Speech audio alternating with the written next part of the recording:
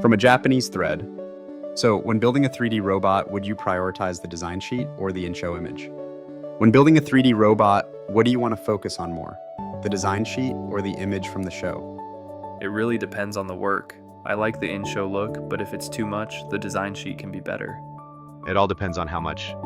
It's like the design sheet perfected by the main animation team, hitting that sweet spot in the image here. But when the original animator does the key animation, it just feels different too. The in-show visuals in Gundam Seed are just cooler, you know? I know Seed has a lot of fans for Shigetta's animation style, but I actually prefer the rounder animations. The anime's style is pretty close to that, and I really like it. Like robot spirits or wave bottoms that keep the design looking good while being 3D consistent. It's how the sculptor puts it together. No matter the original, some designs just end up disappointing. I get that there are arrangements, but can we please stop making parts that totally ignore the design lines? Anime often skips details, so I appreciate the extra touches, but I can't stand when it goes overboard. No matter the style, I can't forgive those who put frames on the ducks. This Guff looks incredible in 3D and moves really smoothly. It's amazing. Some genres let you do that, even if it doesn't match the show or the design sheet.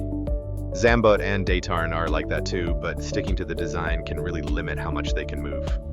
Zambot's chest plate is one solid, beautiful piece, but cutting it for articulation just feels wrong. I'd prefer designs from the main animator instead of the arrangers. I heard Estabalis is really tough to make 3D because of its over-the-top 2D design. I like the sharper look of Freedom's wings better. No one would buy this, even if it were 3D. Isn't it funny how God Gundam looks so different in the design sheet compared to the OP scenes? Design sheets are just reference materials for animation. With hand-drawn animation, the look changes based on the angle, unlike with recent CG. I've never seen a 3D Razor with a head that big from the design sheet. SMP put out a design sheet with some tweaks, but it's still not fully accurate. There are a ton of Ingram figures, but none have those thick, flared legs like in the picture. Virtua on models use top-notch CG data, so they look almost perfect. I really dislike setups that overlook the design, but I'm not sure what level of that is okay for me. I love Yasuhiko's thick Zaku design. Of course, it should match the in-show image. What's been in your mind longer, the design sheet or the actual show image? Back before recording devices, some folks got really into design sheets by reading books until they fell apart. When the first series came out, VHS recorders were just starting to catch on. Yeah, video was around, but it was super pricey at about 300,000 yen. It didn't really catch on until the late 80s. When it comes to favorites, the most memorable has to be the OP, ED, or the anime itself. I think the OP and ED visuals really capture the best of both the design and the show. There's this thing called Transformers Masterpiece that attempted that and got a bad rep. I bet most users haven't even checked out the design sheets. I like the newer HG with the slimmer waist for the RX-78 Gundam. What's the core block system? No idea. I like in-show or model designs better. The design sheet-based MG Gundam Ver 2.0 just isn't my thing. Sentai robots make anime figures look lucky. Old robot anime are all about 2D lies, so turning them into 3D is tough. Sentai later made versions that focus on proportions, so it's a win-win strategy. It's the image from the show that inspired us, so the design sheets are just references. But some animations like Razors totally kill the skater vibe from the design sheet. How about making a prototype first and then adapting it into the anime for realistic robots? In Macross, director Kawamori Shoji built a Valkyrie using Lego.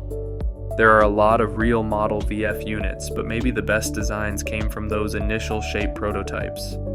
The Barzom in the show is just too ugly, lol. Not the design document?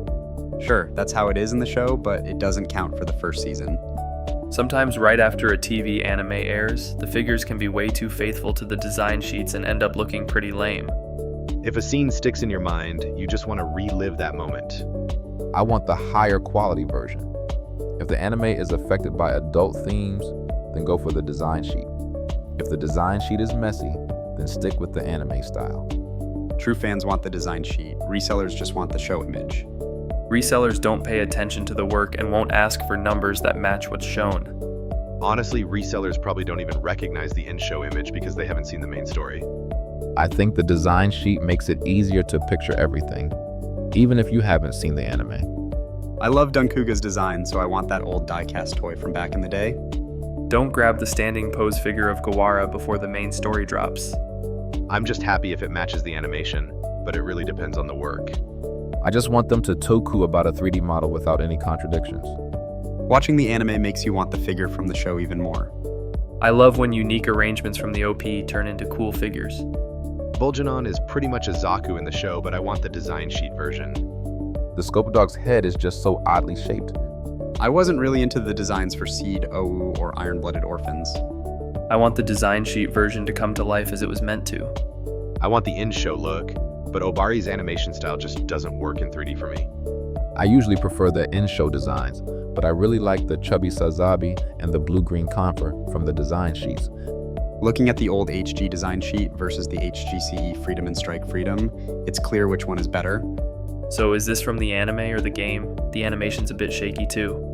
I'm good with anything as long as it's my vibe and cool.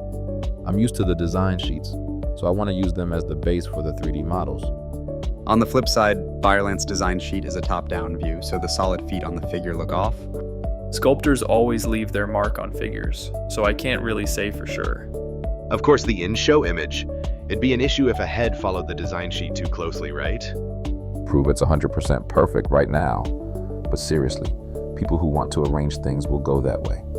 I'm still hoping for a 144 Gundam in Zaku and Yasuhiko style. Thanks for watching. If you enjoyed the video, please like and subscribe for more. See you in the next one.